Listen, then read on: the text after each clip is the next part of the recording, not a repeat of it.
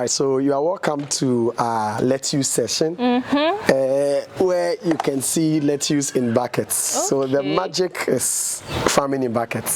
So this can be done by anybody and everybody at any place.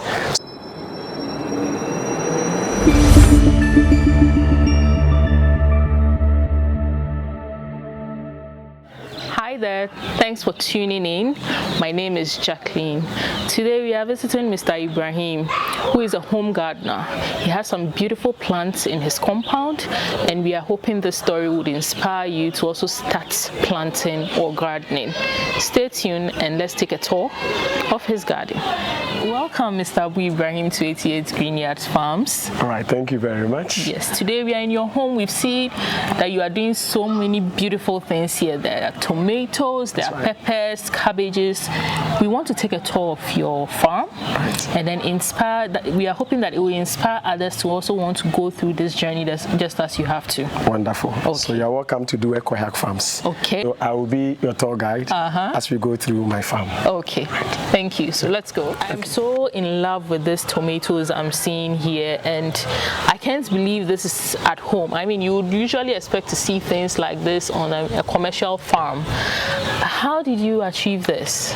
All right, so the whole idea is how do we plant vegetables in urban areas? Yeah. And then we look at strategies that we can put in place to ensure we get the production we are looking for. So we decided thinking about, can we plant in buckets? Is it possible? We explored it, and this is the result we have gotten so far. So far, we have a number of tomato plants here, and the fruiting is so amazing. All in buckets. Unbelievable. All in buckets. Yeah. So how old are these tomatoes? So these tomatoes are a month and 3 weeks old. Okay. A month and 3 weeks old so far from transplanting. Okay. Yes, from transplanting, a month and 3 weeks old. And what variety of tomato is this? This is Rock F1. It's an indeterminate tomato plant, which means it grows upwards and it grows continuously. Okay. And you can harvest. It's going to become like a tree? Yeah, it's going to become like a tree. That's why we have to give it a support system so it grows along with it gradually, yes. All right, so mention the variety again. So Rock F1 or Rocky F1 by one. So there are about 3 of these varieties in Ghana. There's Padma F1, there's Sultan F1, and there's the Rocky F1. Okay. All are indeterminate tomatoes. That's beautiful. That's right. Okay, so how long before you do your harvest? Is this the first harvest or you've harvested some before? So this is the first batch, actually. So this is the first harvest. Okay. So we are waiting for it to be ready for harvesting. Okay. And then we are good to go. Okay. So tell me, why farming? Why home gardening? It could have been something else. Why did you choose to do this? Okay. So in fact, the high cost of tomatoes on the markets this year is my greatest inspiration. One time my wife came back from the market and told me a box of tomato is 7,500. Wow. And I asked her, what am I doing in Accra? If a box of tomato is 7,500, then I can plant tomatoes and make some money out of it. But the challenge is I am in Accra. I'm working in Accra. I'm based in Accra. Yeah. So why don't I start something in this urban area, see how it works, and then we'll look at what we can do to either commercialize it or go further in making more money out of it. That's right. So at the end of the day, the scarcity was led to you. Exactly. That's interesting. Okay, so I see that these tomatoes are very healthy. One of the challenges with gardening, both at home and commercially, are pests. Have you had any challenges with this? So far with the tomatoes, we've had pest-free. I believe that the management practice also is helping us. Okay. So it's pure organic, no pesticide, no fertilizers. It's just having a good compost down there, and the job is just being done. Wow. So this is like 100% organic? 100% organic. That's interesting. 100% organic. Wow. Wow. Okay. I've seen the tomatoes. I'm excited. I can't wait to see when you do your harvest. Right. You have to show me that. That's right. Let's go see the cabbages now. And I can take you to the cabbage farm as well. Okay. So welcome to the cabbage session. This is actually one of our products on the farm. Okay. These cabbages are actually in sacks. It's difficult to see the sack but when I lift it, then you see it. Yeah. So they are all in sacks. Now the whole idea of getting them in sack, because cabbage when it grows is pressed out. So when you have them in sack, you can easily water the cabbage and then you will get the result you are looking for. How old are these cabbages? So these cabbages are a month and 2 weeks old. They are growing beautifully. So nice. So nice. And just as, is it the same as it is in the tomato case? No pesticides? Yes, no pesticides so far. We are trying some organic pesticide like neem tree oil, neem tree leaves soaked in water, vinegar, and then baking soda to see how best we can raise them organically. So it means that you've been facing challenges with these ones? Okay, so technically cabbages do come with their own challenges. So it's the preventive measures that we are putting in place. Okay, before that? Before, exactly. Okay. Because we've heard treating the diseases are very difficult. Okay. So we want to prevent it. So those are preventive measures? Preventive measures, yes. Okay. Preventive measures. But why cabbages? I mean, I get that scarcity led to the tomatoes. Why cabbages then? In fact, generally, vegetables in Ghana, we have scarcity generally. We don't have vegetables all year round. Yeah. Exactly. So the scarcity of the cabbage on the market also influenced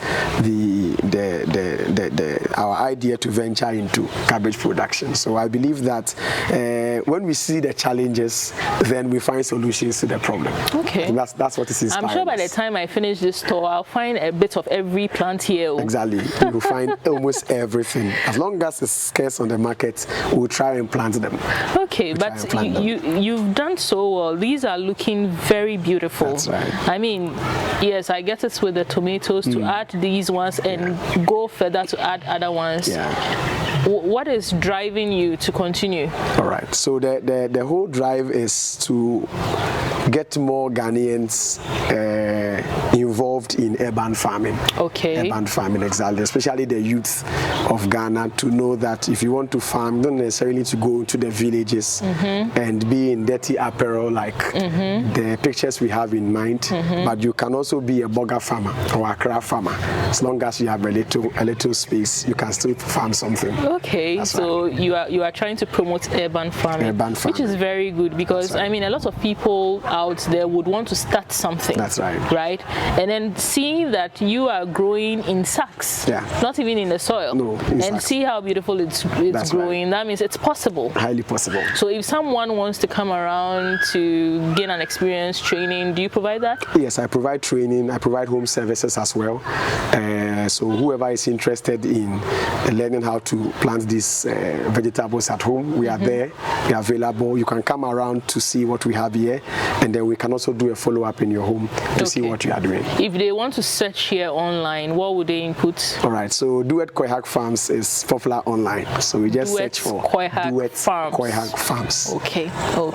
I want to see the next section. Yes, I'm taking you to the lettuce section. All right. Very beautiful lettuce section. Right, so you are welcome to our lettuce session, where you can see lettuce in buckets. So the magic is farming in buckets.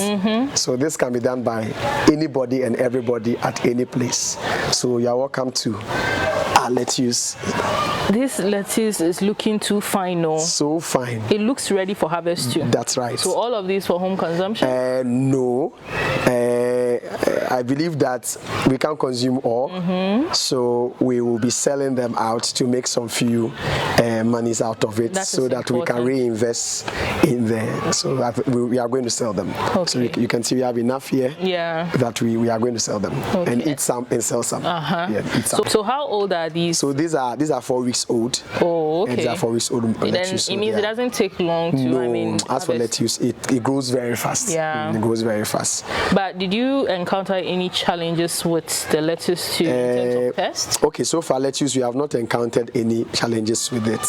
I don't know whether it's pest free in this house, but I believe that the buckets is also helping because you can contain the soil, you can manage the crops in single buckets. Yeah, so far we have not had any pests so far. Okay, but it's grown really beautifully. So beautifully, so green and so nice, ready to eat. I mean, at least for this one, you know where your plant is coming from. You know what has gone into it. Unlike others that we don't even know what kind of water that is being used to I mean, water is no. That's right. This is so beautiful. So beautiful. I mean, when you wake up every day and then walk into a compound like this, no matter what the hassles are in life, this is so refreshing. So refreshing. In fact, it's so nice to see yourself planting something small as a seed, growing up, and it matures, and then you harvest. It's good for your mental health. That's it's very good for your mental health. I even see that whilst you have the lettuce here, you still have some more cabbages. That's right. Hiding around. So the first cabbages were in sacks. Yeah. So we have tried cabbages in buckets as well. So if you don't get sack, you can do buckets. So eventually you will get the cabbage you are looking for. I mean, obviously too, in your compound, you don't have direct soil where you can plant in. So it's good that you've taken advantage of containers to plant in. Yeah. All right. Can we move to the next section? Yes. What else do you have to show me? So I want to show you habanero pepper. Okay. Habanero pepper. My favorite. All right. Habanero pepper. All right. So let's move to the habanero section. Okay. All right. So you are welcome to our pepper section. These are the habaneros that we have tried in buckets. Okay. And so far we have gotten the success we are looking for despite some few challenges. Yeah, I can see they are struggling a bit, but they are resilient. Oh, yes. How long have you had these peppers? These peppers are a month and 3 weeks. Okay. A month and 3 weeks. How have you been dealing with the challenges faced? Okay, since we are doing urban farming, trying to be as organic as possible. Okay. But we are not getting our hands on the best organic material or the best organic products to use. So we are still exploring to see if we can get our hands on the best products to deal with these diseases. I believe pepper comes with all these diseases and this pests, but we'll get our hands on it. So far, have you tried any, and then what are the results you experienced? Okay, so we have tried usual neem oil, we have tried mashed neem tree leaves, and we have tried baking soda, vinegar, and salt. We have not gotten the results. So even in the case of the neem oil? Exactly. So the neem oil treated it for a period of time, and it's still coming back. So I believe that there is more to learn as far as the pepper production is concerned. Okay. And the good thing about peppers is, even though you see them curling like this, they are resilient. So they find their way. And then once you are able to find the permanent solution, please tell me too, because I also have peppers in my house, and they started showing these signs. Wonderful. Okay. And the beauty of it is that since it's not a commercial farm, it's for household. Yes. Though it's struggling from the pests, how big it is. We still have pepper on it that can support the households feeding for as long as we keep them. That's true. That's true. It's not a discouragement at all, but it's a learning process for us, and I'm sure we'll get our hands on it, how to deal with these diseases. Okay. So these plants we've looked at so far, the tomatoes, the cabbages, the lettuce, the pepper, how long has it been since you started trying this urban farming at home? How long has it been since you started? So altogether, I can say 3 months. Wow. Yes, altogether, just 3 months. You achieved all of this? Yes, in 3 months altogether. Wow. Altogether. So that's impressive. This is our first time doing it. We have never done anything like this before. That's impressive. Altogether 3 months. Wow. 3 months. I mean, how do you feel coming to see these things? I can see you do a lot of try and error. I noticed that around. How do you feel? I mean, waking up every day doing this, what is your motivation to continue? It's been 3 months. I don't think you're stopping anytime soon. No, not at all. It's quite encouraging to see you getting results out of a series of failures that you've had. And I believe we have learned from our failures, and that's why we are having a number of success so far. Okay. The inspiration is that we want to encourage a lot of people in the urban areas to be part of this should I say, a new era of planting vegetables at home, so that at least Africa being the breadbasket, we can see the reality of it in our various homes. Yeah. That's the whole inspiration for us. Well, I am even more motivated to do more. Yeah. You are achieving this in 3 months. I mean, I have more time to also achieve mine. That's right. I'm going to do more. That's right. Please, director, let's do more at home. That's right. So, so I want to encourage everyone who is interested in this. I don't have an agricultural background. I did arts in school, and then later did theology, first degree, and master's theology. So I'm nowhere close to agric. And then you've achieved this. Exactly. Anyone who is, once you have the will to try, that's right. You can do it. You can do it. You can do it. I hope people, you are inspired to also start something. That's right. So, I mean, in 3 months, with all you've achieved, I know for sure that it wasn't a smooth ride. That's right. What are some of the general challenges that you were faced with when you started out? Right. So one of the general challenges is how to balance the busy schedules of work with the gardening. So you have to wake up very earlier than usual, to take care of your crops and leave them and go to work and come back in the evening. And then the period you are supposed to rest or sleep, you are in the farm trying to check whether the crops are fine and okay. So generally, incorporating this new routine into our day-to-day hustle is the major challenge that we face, but we've been able to overcome that. Obviously. And this is a success story that we have. Okay. And like you are saying, those challenges, apart from that, was there any other you experienced apart from the time that you needed to commit to taking care of the plants? Are there any other challenges you experienced? So far, no. Maybe what I would say is that when we started, it wasn't as smooth as we see it. We tried the tomatoes, it didn't work well. The nursery was a disaster. Yes, because I was protecting the plants from the sunlight. Because I thought the sunlight was too much for the small plants. Okay. Not knowing they were looking for sunlight, so they were moving like in they were flying in the air until I got my hands on it, realized that the reason why they are moving some direction is because they are looking for something. And so when we were able to overcome that aspect of the challenge, then everything just followed one after the other. Okay. That's right. Okay. And then what are the successes you've enjoyed so far? Okay. Not necessarily money, but yes. what are the successes? So one of the successes I can talk about is the fact that it gives you a lot of fulfillment and satisfaction that you tried something and it worked. And then also when people got to know about this, you see people coming from all part of the country. They want to know what is happening there. Some people will call you and ask whether it is true or it is not true. And some are calling for assistance, where to buy the seeds, how to go about it. And it's been overwhelming. It's overwhelming. You can really tell that people are interested in vegetable farming, but you don't know whether it is possible or not. So the fact that I've been able to prove that it's possible in Accra or in any part of the country, that alone is a success story for me. That's really good. That's right. You mentioned the nursery, right? I was going to ask you, do you plant your seeds directly in the containers that we've seen so far, or you nurse before transplanting? So far for the plants we have here, you have to nurse them before you transplant. Okay. So maybe I will take you to my nursery. Okay. So you see how it is done. Okay, let's go. So welcome to my nursery section. This I hold in my hands, the nursery tray.